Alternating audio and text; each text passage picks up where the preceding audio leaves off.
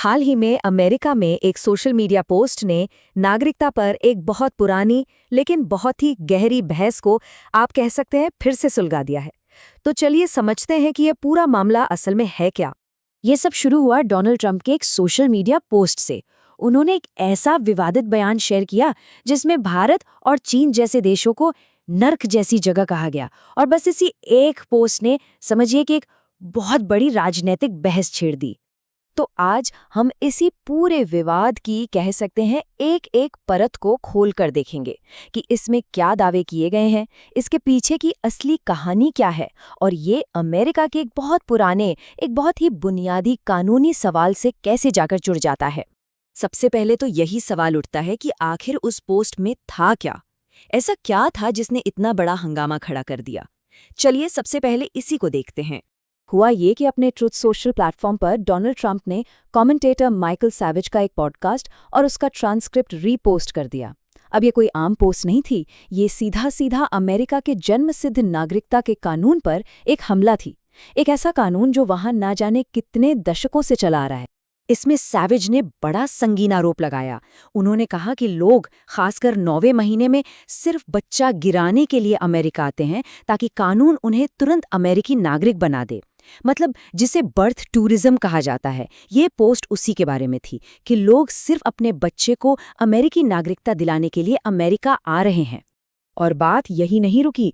इस भड़काऊ बयान में कुछ अप्रवासियों को लैपटॉप वाले गैंगस्टर्स तक कह दिया गया जिन्होंने हमारे झंडे पर पैर रखा है। मतलब भाषा देखिए। आरोप ये था कि ये लोग मिलकर माफिया परिवारों से भी ज्यादा नुकसान देश को पहुंचा रहे हैं। तो समझना ये जरूरी है कि ये जो भड़काऊ भाषा थी, ये सिर्फ हंगामा खड़ा करने के लिए नहीं थी। नहीं, इसका एक असली मकसद था, और वो था एक बहुत पुरानी अमेरिकन नीति पर निशाना साधना। और वो नीति है जन्म सिद्ध नागरिकता। अब इससे पहले कि हम इस बहस में और गहरे उतरें, ये समझना बहुत जरूरी है कि आखिर ये जन्म सिद्ध नागरिकता है क्या भला, इसका मतलब क्या होता है। तो इस पोस्ट के पीछे का पूरा तर्क, या जो लोग इस सिस्टम के खिलाफ हैं, उनका कहना है कि एक तो बर्थ टूरिज्म के जरिए इसका गलत इस्तेमाल हो रहा है, दूसरा कल्याणकारी योजनाओं का दुरुपयोग होता है, और एक बहुत बड़ा तर्क ये है कि संविधान तो तब बना था जब हवाई यात्रा थी ही नहीं, तो आज की दुनिया के लिए ये कानून पुराना पड़ चुका है। उनका मानना है कि इसका फैसला अदालतों को नहीं बल्कि जनता को जनमत संग्रह से करना चाहिए। और यहाँ एक और दिलचस्प बात है, ये पोस्ट ट्रंप के एक और दावे के ठीक बाद आई, एक ऐसा दावा जो शायद तथ्यों की कसौटी पर खरा नहीं उतरता। चलिए अब उस पर एक नजर डालते हैं। हुआ यूं कि इस पोस्ट से सिर्फ एक दिन पहले सीएनबीसी को दिए एक इंटरव्यू में ट्रंप ने दावा कर दिया कि अमेरिका को छोड़कर दुनिया में कोई भी देश जन्मसिद्ध नागरिकता नहीं देता। तो इस दावे ने, आप कह सकते हैं, उस भड़काऊ पोस्ट के लिए पहले से ही एक जमीन तैयार कर दी थी। मगर सवाल ये है कि क्या ये दावा सच था, क्योंकि जो आंकड़े हैं वो तो कुछ और ही कहानी बयां करते हैं। हकीकत तो ये है कि दुनिया में लगभग 36 देश, जिनमें कनाडा और मेक्सिको जैसे बड़े देश भी शामिल हैं, अपनी धरती पर पैदा हुए लोगों को नागरिकता देते हैं। अब ये तथ्य इस पूरी बहस को एक बिल्कुल ही नया और ज़रूरी एंगल दे देता है ना। तो ये पूरा मामला अब सिर्फ सोशल मीडिया की बहसबाजी तक ही सीमित नहीं रहा। नहीं, अब ये पहुंच चुका है अमेरिका की सबसे बड़ी अदालत यानी सुप्रीम कोर्ट के दरवाजे तक। देखिए, ये मामला सुप्रीम कोर्ट तक कैसे पहुंचा।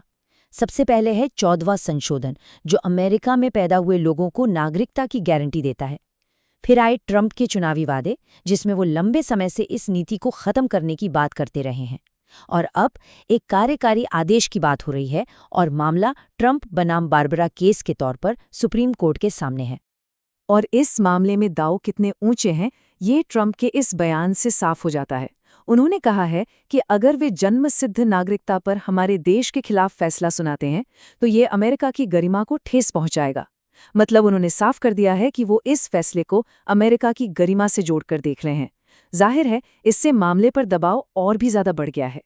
तो अब जब सुप्रीम कोर्ट इस पर अपने फैसले पर विचार कर रहा है, ये पूरा विवाद एक बहुत ही बुनियादी सवाल हम सबके सामने खड़ा कर देता है कि एक अमेरिकी नागरिक होने का असल में मतलब क्या है। और इस सवाल का जो भी जवाब होगा वो यकीनन अमेरिका के भविष्य को हमेशा के लिए एक नया आकार दे सकता है।